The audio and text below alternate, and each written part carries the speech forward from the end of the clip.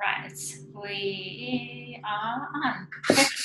Okay, so Kacee is joining me from Sydney, Australia, and she's here with me to discuss something that both of us are quite passionate about, and to be honest, quite concerned at the same time, and that is yachting stereotypes. And in particular, I guess most of you are aware that when you submit a CV, you're required to put a photo on your CV.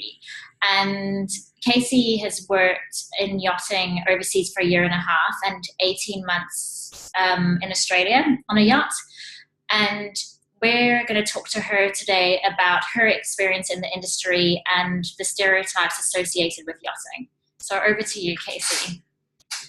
Yeah. So when I first got into yachting and the whole, the whole kind of reason of putting a photo on your CV to me was quite daunting.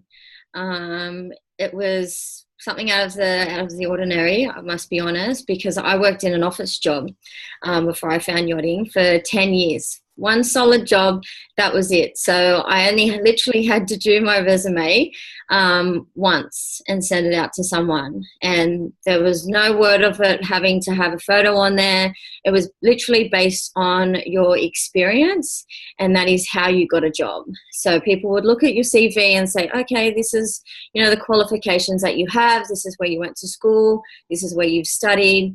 And this is where you may have worked part-time. So, and then when you meet someone face to face, that was their first impression of you, and that was how I thought of, getting a job. Was your first impression made it count?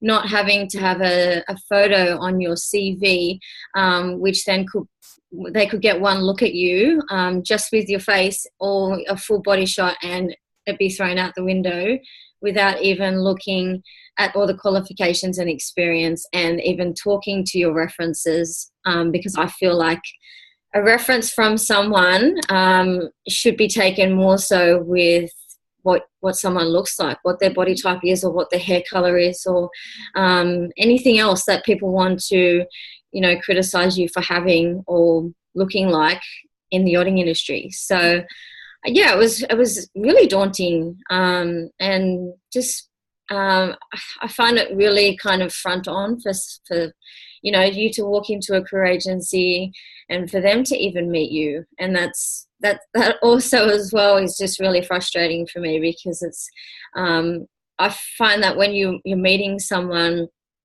for a job that you've got, and their first impression, not even having a look at a little photo on a piece of paper should matter. I feel like it should be based on your experience and references, that they should make their first, dibs if they want to offer you a position or even a trial period. So did you feel some judgments coming from those recruitment agencies when you were walking in there and having interviews?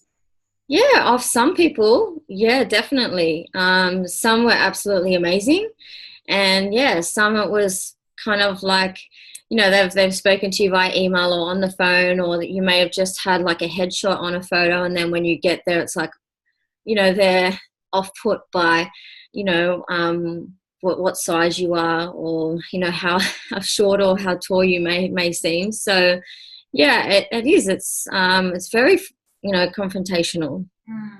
And at the end of the day, this is actually discrimination that we're talking about. And it's not only with what you look like or your height, but it's age. And I had a crew member tell me the other day and she's actually 50 years old, and she walked into the recruitment agency and they said, "You're wasting your time, you're too old for the industry." Wow. She's actually got a job in the south of France since, and she scored 99% for her exam in New Zealand, in Nelson. And she has worked in the Navy. She has worked at Christchurch with the rescue, with the earthquake.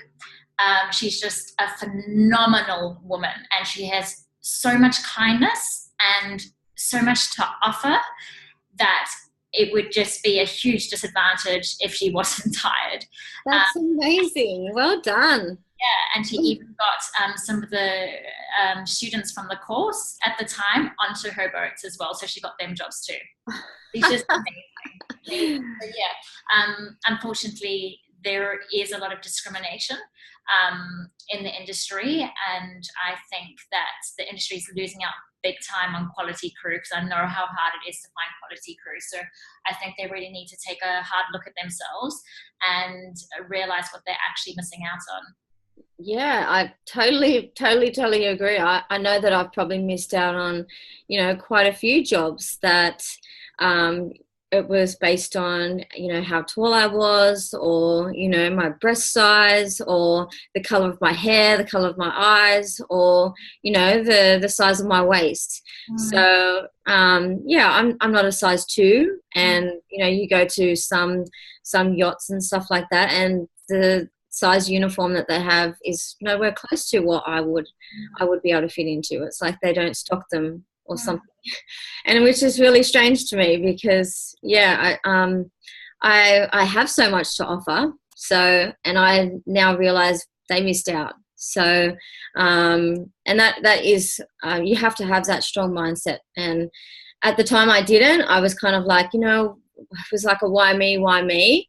But now that I look back, because of such a good spot that I am in right now, and I'm like, it was their loss. And it is a shame that the industry is like that, because there are so many amazing, talented crew out there that are being disadvantaged by this whole concept of it's an image industry.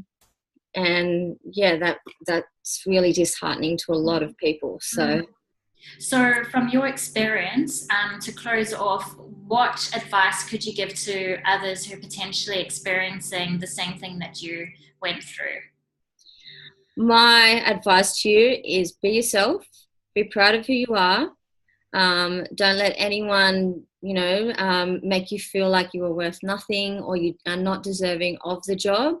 There are so many boats out there, and there are other boats that are going to be worth your time and are going to get more value out of your dedication and your drive to the job. So keep on going, keep on looking for that job. Trust your gut instinct. That is a very powerful thing. If you show up for an interview and something feels off, it's not right. It's not right for you. There'll be a next one. Like, there's always a next boat, and there's always something better out there, and the right fit for you will feel right for you. So don't give up. Honestly, don't give up. There was times when I felt, so much at the bottom of the ladder, but you just need to pick yourself up and just keep going. Keep calling career agents, keep checking in, keep checking all the Facebook posts, interact with people at, crew events and stuff like that. Really hold your head high, and just believe in yourself that you are worthy of that next position that comes up. Thanks, Kacee. I couldn't have said it better. Pleasure. Awesome. Thank you. Thank you for your time.